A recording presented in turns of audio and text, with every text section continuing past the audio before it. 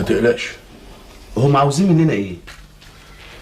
عاوزين يحطموا اعصابنا. وخدوني عشان انا كنت قاعد معاك. قلت لك من الاول ابعد عني يا ابراهيم. طب انت مين؟ انا ليفي كوهين.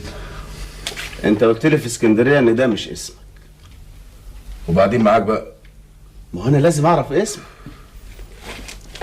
المصريين ما لهمش امان، وبتوع الثوره دول عساكر، الواحد فيهم ما يعرفش ابوه. اسالني انا، اسمع كلامي، احنا عشنا معاهم، انت ما عشتش معاهم زينا، بالعكس ده انا. اسمع كلامي.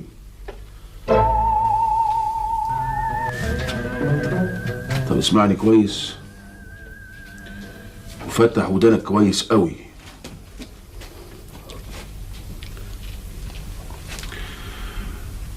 انا اسمي ياكوف حنانيا.